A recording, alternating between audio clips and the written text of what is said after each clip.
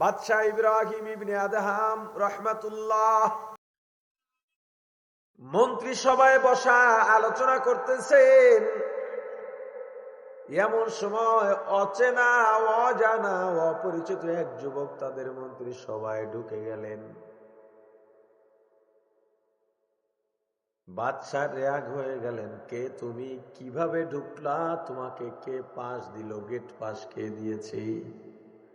যুবক বলে, বাদশাহ আমার কোনো গেট পাস লাগে না, আমি যেখানে মনে চাই সেখানেই ঢুকে যেতে পারি।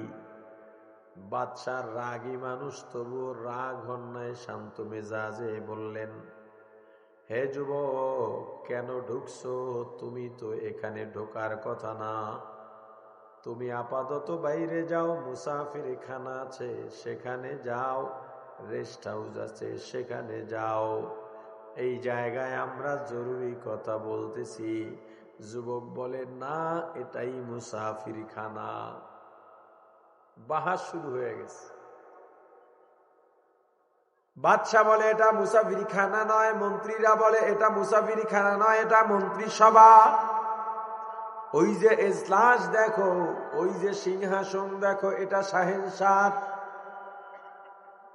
যুবক বলে, আমি তর্ক বুঝি না, তর্ক করবো না, তর্কে যাব না, আমি শুধু বাদশার কাছে কয়েকটা প্রশ্ন করে বিদায় হয়ে যাব। বলে, কি প্রশ্ন করবা? যুবক বলে, বাদশাহ আপনি তো দুনিয়া সৃষ্টি হওয়ার পর থেকেই এখানে আছেন। বলে, না তো? বলে, আমার আগে আমার বাবা ছিল, তার আগে কে? তার বাবা, তার আগে কে? তার বাবা। বুঝলাম, আপনি তো কিয়ামত পর্যন্ত থাকবেন। বলে, না, আমি কিয়ামত পর্যন্ত থাকতে পারবো না। তুমি বোকা নাকি? আমার তো মৃত্যুর স্বাদ গ্রহণ করা লাগবে, আমার তো মরা লাগবে। শুধু আলিপুর কুয়াকাটা কলাপাড়ার মানুষ মরবে না। কুল্লু নাফসিন যায়িকাতুল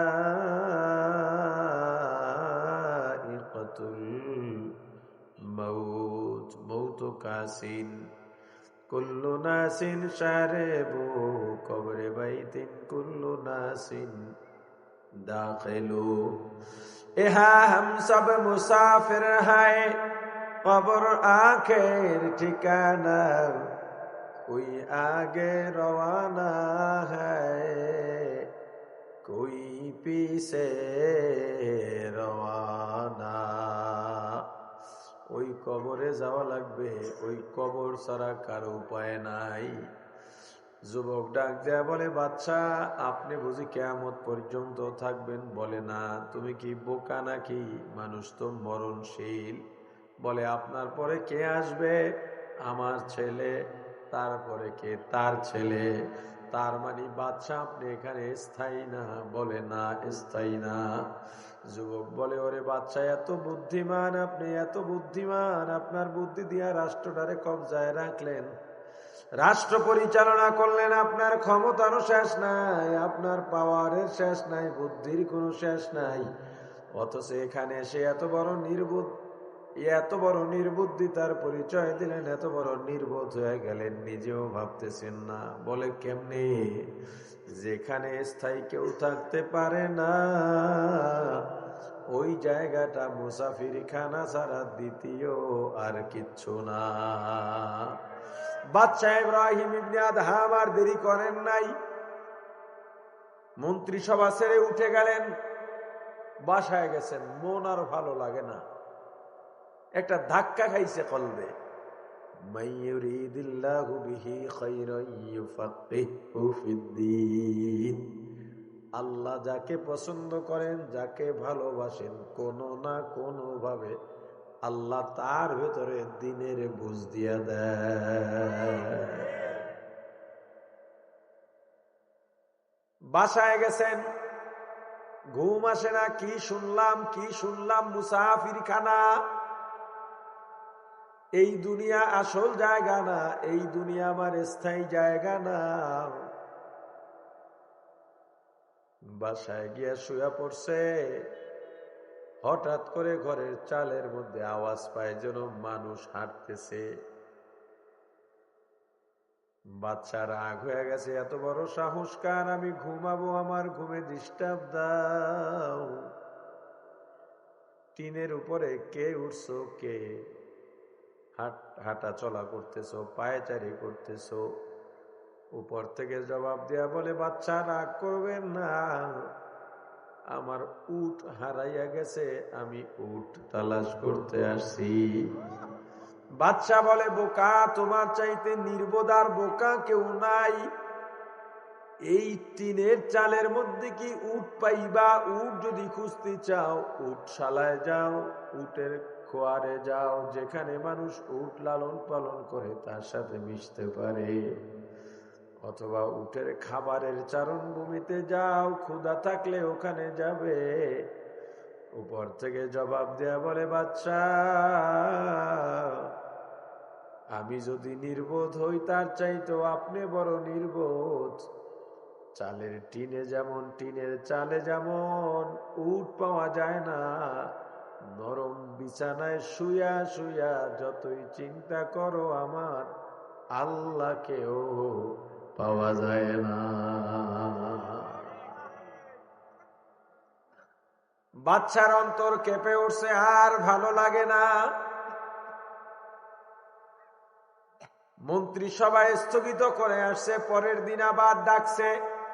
এর মাঝে এত ঘটনা। পরদিন আবার মন্ত্রী সবাই গেছে, মন্ত্রীরা পরামর্শ দেয়, বাচ্চার কানে ঢোকে না, অন্তরে লাগে না।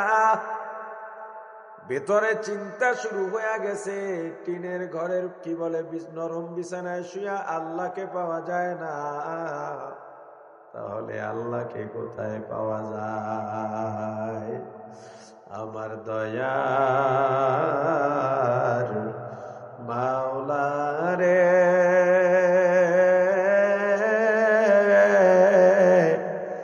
আমার দয়ার মাবুদ রে,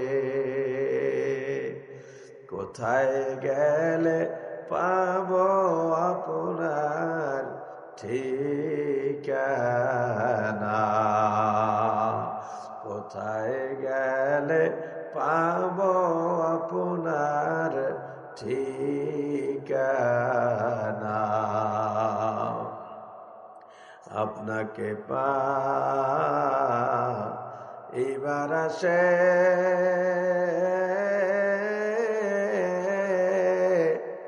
ঘুরি আমি দেশ বিদেশে, মাহফিল ময়দানে করলাম বিছানা, মাহফিল ময়দানে করলাম বিছানা। বাচ্চা ইব্রাহিম ইবনে আদহাব পরের দিন মন্ত্রী সভায় গিয়া মন বসে না। সলেমান কই? সলেমান এটা চিনি, দেখো না।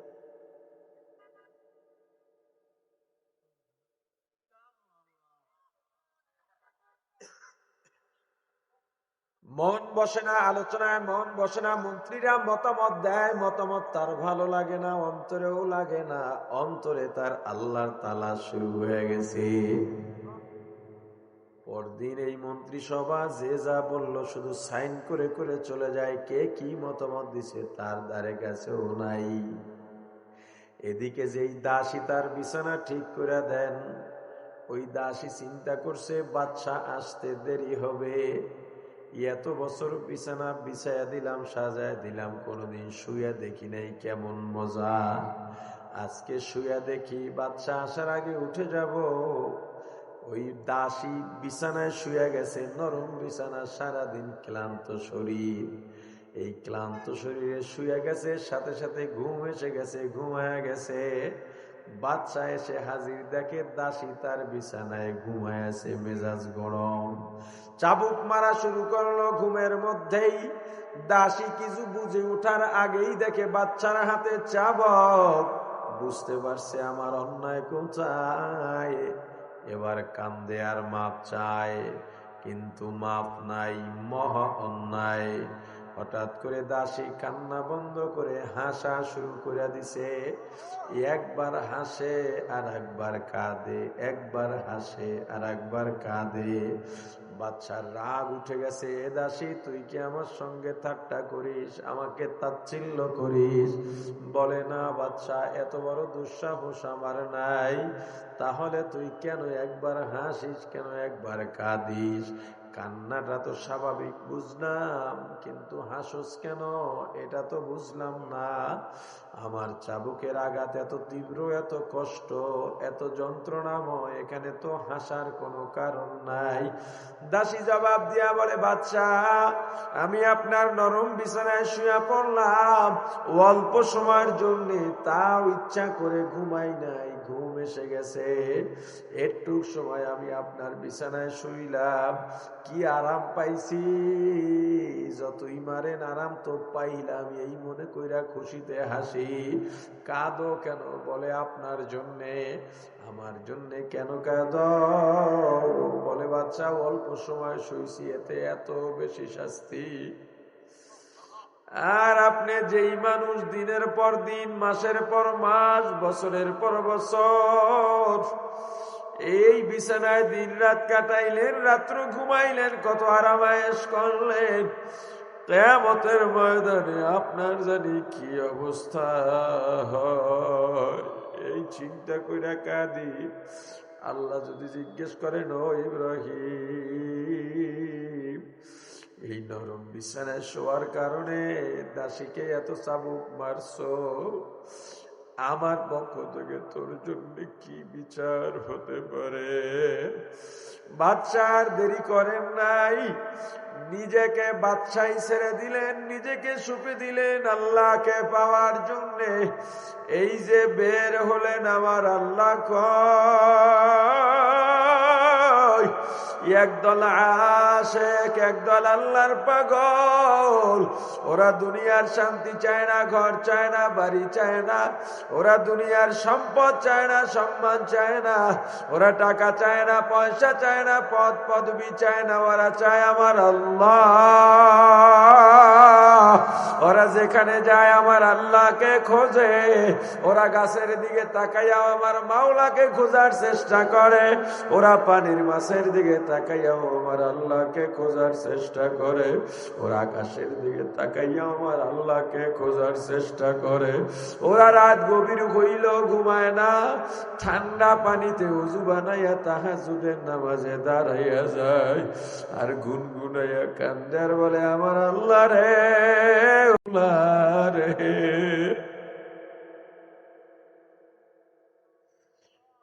তোমাকে বুঝি আমি পাইলাম না। এই পাগলেরা দুনিয়ায় কিচ্ছু চায় না, আমার আল্লাহকে চায়, শুধু আল্লাহকে চায়। যখনই শোনে এই কাজ করলে আমার মাওলা খুশি, ওই কাজের উপরে ঝাঁপাইয়া পড়ে। আর যখনই শোনে এই কাজে আমার মাওলা খুশি না, ওই কাজের ধারে কাছেও কেউ ওদেরকে নিতে পারে না। এই পাগলেরা কিয়ামতের ময়দানে জান্নাতও খুঁজবে না, জাহান্নামও খুঁজবে না, ওরা শুধু দৌড়াবে আর বলবে, আমার মাওলায় কই, আমার মাওলা কই। কিয়ামতের ময়দানে সব চাইতে তিনটা জিনিস হবে জান্নাতীদের জন্য আকর্ষণীয়, এর চাইতে মজার আর কিচ্ছু নাই, এর চাইতে ভালো লাগার আর কিচ্ছু নাই, এর চাইতে স্বাদের আর কিচ্ছু নাই। চোখ জুড়াইয়া যাবে, মন জুড়াইয়া যাবে। এর মধ্যে এক নাম্বার সরাসরি আমার আল্লাহর দিদার, আমার আল্লাহকে দেখা। বাদশা ইব্রাহিম ইবনে আদম আমার আল্লাহর তালাশে বের হয়ে গেলেন। এই যে বাদশাহী ছেড়ে দিলেন, কি মনে করছো? যারা আল্লাহকে চায়, দুনিয়ার পিছু টান তাদেরকে ধরে রাখতে পারে না। এই যে ছুটলেন, এই যে ছুটলেন, আল্লাহর তালাশে ছুটলেন, আল্লাহর পাগল হইয়া গেছেন। মাল্লাহুল মাওলা ফালাহুল কুল, যেই বান্দা আল্লাহর গোলাম হইয়া যায়, সারা পৃথিবী আল্লাহ তার গোলাম বানাইয়া দেন। একদিন নদীর কিনারায় বসে, সাগরের পারে বসে বাদশা ইব্রাহিম ইবনে আদহাম, যারা মনে করো কেসা কাহিনী বলে লাভ কি, এগুলোর অস্তিত্ব কি, কেসা কাহিনী কোরআন হাদিসে আসেনি, ওরে এগুলো তো ঘটছে কোরআন নাজিল শেষ হওয়ার পরে। কোরআন থেকে আসবে কিভাবে? আল্লাহর বুঝি ক্ষমতা নাই বান্দাকে দিয়া চন্দ্র 2 খণ্ড করা? কথা বলেন আছে না নাই? ওরে আমার ভাই, যেই আল্লাহ পয়গম্বর মুসা আলাইহিস সালামের হাতের লাঠি ছেড়ে দিলেই সাপ বানাইতে পারেন, যেই আল্লাহ মুসার লাঠি দিয়া পানিতে বাড়ি দিলেই 12টা রাস্তা বানায়া দিতে পারেন, যেই আল্লাহ আমার রাসূলের সামনে আবু জাহেল দাঁড়াইয়া হাতের মুষ্টির মধ্যে পোড়া খেজুরের আটি নিয়ে দাঁড়াইছে আর বলে মুহাম্মদ বলো আমার হাতের মধ্যে কি, ভিতর থেকে আটি বলে লা ইলাহা ইল্লাল্লাহু মুহাম্মাদুর রাসূলুল্লাহ। ওই আল্লাহ কি ইব্রাহিম ইবনে আদহামকে দিয়া অলৌকিক কিছু করাইতে পারেন না? রশিদ আহমদ গঙ্গুইকে দিয়া কি কিছুই করাইতে পারেন না? নাকি আমার আল্লাহ অক্ষম? আল্লাহর ওলিদের মাধ্যমে আল্লাহ এ সমস্ত অলৌকিক ঘটনা ঘটান এবং ঘটাবেন, এগুলোকে কারামাত বলে। ও ভাই, বাদশা ইব্রাহিম ইবনে আদহাম সাগর পারে বসে রয়েছেন, সেরা কাপড় সেলাই করতেছেন। একজন বাদশাহ সেরা কাপড় সেলাই করতেছেন। এমন সময় তার ওই মন্ত্রী পরিষদের লোকজন ওখান থেকে সফরে কোথাও যাচ্ছে। হঠাৎ একজন খেয়াল করে দেখে আমাদের বাদশাহ ইব্রাহিম ইবনে আদহাম ওই যে মুসাফির হালতে বসে রয়েছে। সবাই ঘোড়ার থেকে নামছে, গিয়া মাথা ঝুঁকায় বলে, বাদশাহ আপনি এত বড় প্রাসাদ ছেড়ে এখন এই যে মুসাফির হালত, আপনি কি পাইলেন? নিজের হাতে আপনি কাপড় সেলাই করতেছেন, কি পাইছেন? বাদশা ইব্রাহিম ইবনে আদহাম ডাক দিয়া বলেন, ও মন্ত্রীরা, কি পাইছি দেখবা? এটা বলেই নিজের সুইটা, সোনামুখী সুইটা ফালাইয়া দিলেন। এরপর ডাক দিলেন, ও নদীর মাছ, আমার সুইটা দিয়া যাও। মাল্লাহুল মাওলা ফালাহুল কুল, যেই বান্দা আল্লাহর গোলাম হইয়া যায়, আল্লাহ সারা দুনিয়া তার গোলাম বানাইয়া দেন। দেখছো কালামানি। শায়েখে চরমনাই রহমাতুল্লাহ আলাইহি সৈয়দ ফজলুল করিম, এই নামটার মধ্যে অনেক পাওয়ার। এই নামটা নিলে বা শুনলে এখনো মাঝে মাঝে চোখের থেকে পানি পড়ে যায়। কেন পড়ে জানি না। চেহারাটা কালো কিন্তু দেখতে এত সুন্দর। চেহারার দিকে তাকাইলে কলেজাটা ঠান্ডা হয়ে যাইত। কতবার যে কাছের থেকে দেখলাম, কত সাদা মাটা মানুষ। আমার শায়েখে জিরি রহমাতুল্লাহ আলাইহি চট্টগ্রামের হুজুর একদিন আমাকে কারগুজারি বর্ণনা করতেছেন, তুমি জানো ফজলুল করিমকে? বলি, হুজুর জানি। সোহবত পাইছো? অত পাই নাই। আমার ইফতার বছর হুজুরের দুনিয়া থেকে চলে গেছে। কয়, ওই চেনার কথা বলি নাই, চেনো? আমি তোমাকে একটা ওয়াকিয়া বলি। হঠাৎ করে চট্টগ্রাম প্রোগ্রামে আসছেন, মাদ্রাসায় গেছেন, জিরি মাদ্রাসায় হুজুরের সাথে দেখা করতে। হুজুর বলেন, আমি মাদ্রাসায় ছিলাম না, দূরবর্তী একটা প্রোগ্রামে ছিলাম, আসরের পরে বয়ান। চরমনাইর হুজুর গিয়া দেখলেন আমি মাদ্রাসায় নাই, সাথে সাথে খোঁজ নিলেন কোথায়, বলে অমুক জায়গায় মাহফিলে সৈয়দ ফজলুল করিম রহমাতুল্লাহ আলাইহি ওই মাহফিলে চলে গেছে। গিয়া জিরি হুজুরের পেছনে বসে গেছেন। জিরি হুজুর বুঝতে পারছেন, তাকায়া দেখেন চরমনাইর হুজুর। হুজুর বয়ান ছেড়ে দেবেন। শায়েখ রহমাতুল্লাহ আলাইহি বললেন, হুজুর বয়ান ছাইরেন না, আপনার বয়ান আমি শুনতে আসছি। আমি আর বাবা বেশিক্ষণ বয়ান করি নাই, ভালো তো দেখায় না ওনার মতো এত বড় মানুষ। আমি বয়ান শেষ করলাম, বললাম হুজুর দুই কথা বলেন। হুজুর বলেন, না সফর আছে, আপনার সোহবত নিতে আসছি। এত বড় মানুষ জিরি হুজুর কিন্তু শায়েখ রহমাতুল্লাহ আলাইহির জুনিয়র। এরপরও বলেন, আপনার দোয়া নিতে আসছি। আমার হাত ধরা এভাবে সিঁড়ি থেকে নামবো, স্টেজে অনেক আলেম, এর মধ্যে একজনে বলে উঠলেন চরমনাইর হুজুরকে, হুজুর আপনার লুঙ্গিটা বেশি কম দামি হয়ে গেছে। আমি চরমনাইর হুজুরের মধ্যে কোনো পরিবর্তন দেখলাম না, চেহারা খারাপও হয় নাই, বরং মুস্কি হাসি দিয়ে বললেন, এই লুঙ্গিটার থেকেও ফজলুল করিমের দাম কম।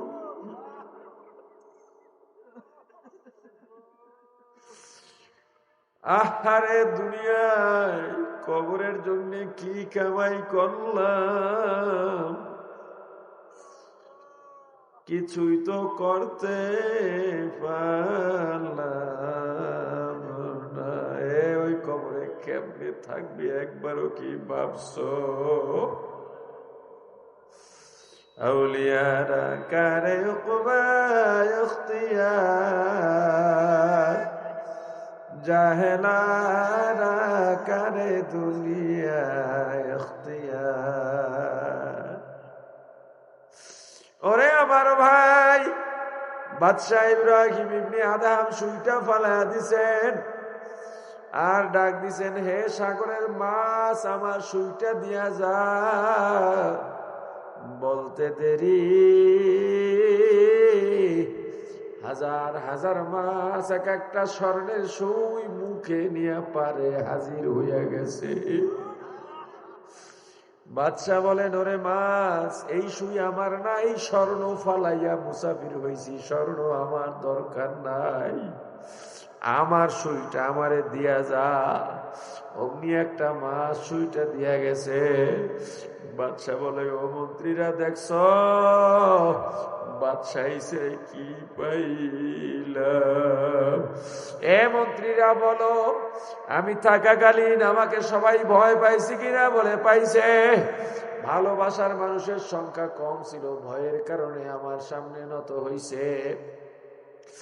আমার শাসন আমলে সবাই কথা শুনছে, বলে শুনছে, কিন্তু গাছ কথা শুনছিনি কয় না, মাছ কথা শুনছিনি কয় না, সাগরের জোয়ার বাটা হইছিনি কয় না, পাখি কথা শুনছিনি কয় না। কয় দেখ, আমি আল্লাহর গোলাম হইয়া যাওয়ার পর এখন মাছ আমার কথা শোনে, গাছ আমার কথা শোনে, পাখি আমার কথা শোনে। তুমিও আল্লাহর ওয়ালা হইয়া যাও, আল্লাহর ওলি হইয়া যাও। দুনিয়াটা মুসাফির খানা, এই দুনিয়া থেকে বিদায় হব একদম খালি হাতে। ও ভাই, বাদশাহ জুলকারনাইন মৃত্যুর আগে ওসিয়ত করে গেলেন, আমি যখন মারা যাব আমাকে সাথে সাথে দাফন দিও না, খাটের উপরে উঠাইয়া কাপড়ের মধ্য থেকে আমার দুইটা হাত বাইরে বের করে শহরের মধ্যে ঘুরাইবা।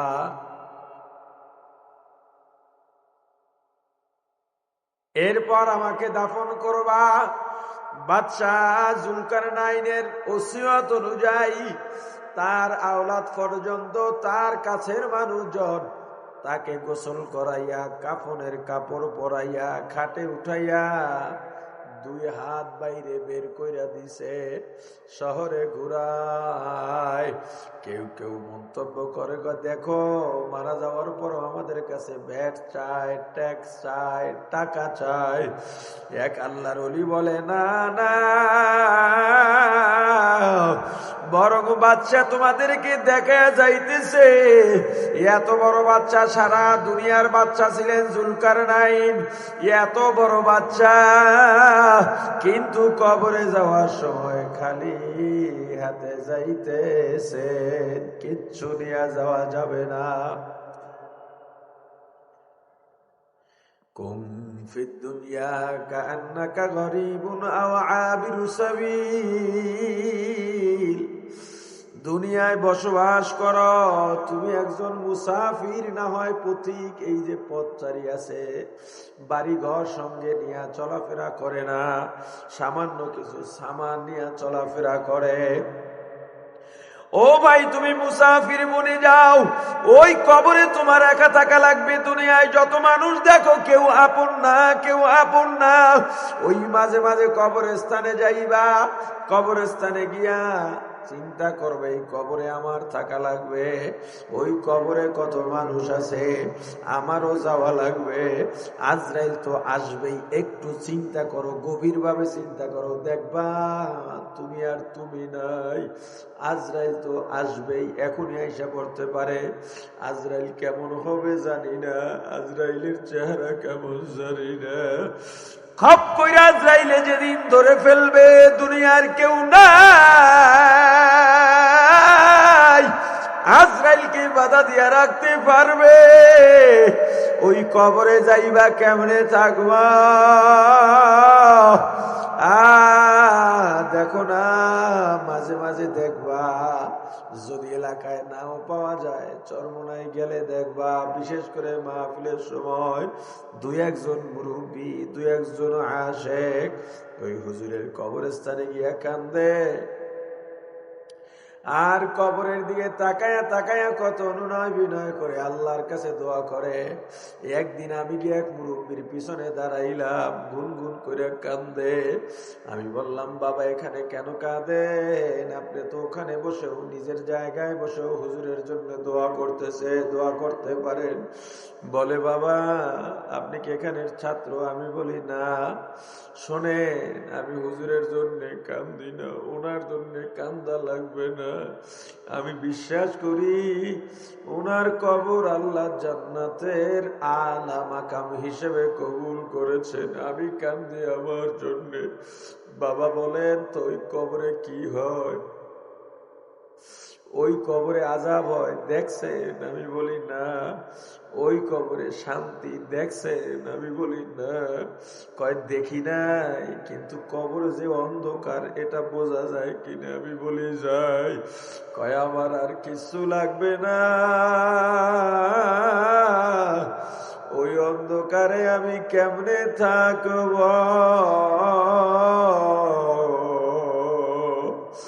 মরহমামুদ ঈদেলে মাঝ রুহেরা, আল্লাহ আল্লাহ আল্লাহ আল্লাহ। মজা লাগাইয়া ডাকো, মনটারে নরম বানাই আমার আল্লাহরে ডাকো। আল্লাহ আল্লাহ আল্লাহ আল্লাহ আল্লাহ আল্লাহ আল্লাহ আল্লাহ আল্লাহ আল্লাহ আল্লাহ আল্লাহ আল্লাহ আল্লাহ আল্লাহ। ভালো লাগেনি ডাকতে? বলেন আল্লাহকে ডাকতে ভালো লাগেনি? জোরে বলেন ভালো লাগেনি? আরো জোরে ডাক দেন, আল্লাহ রব্বুন আল্লাহ।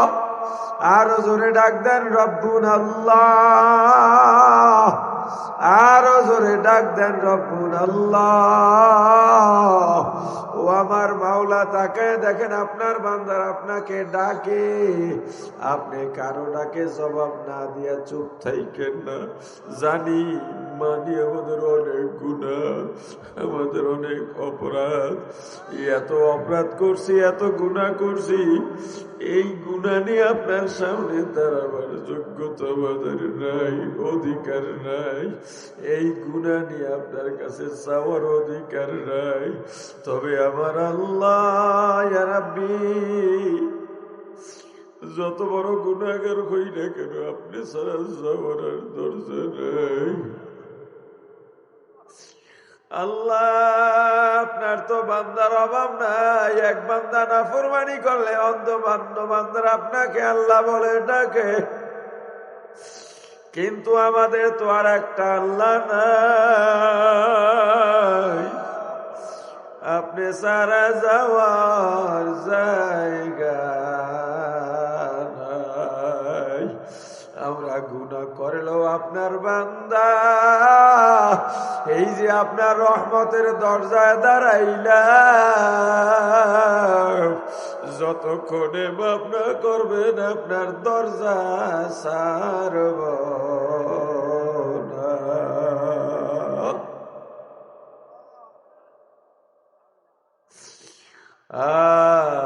সকলেরই দরজা হইতে ফিরিয়া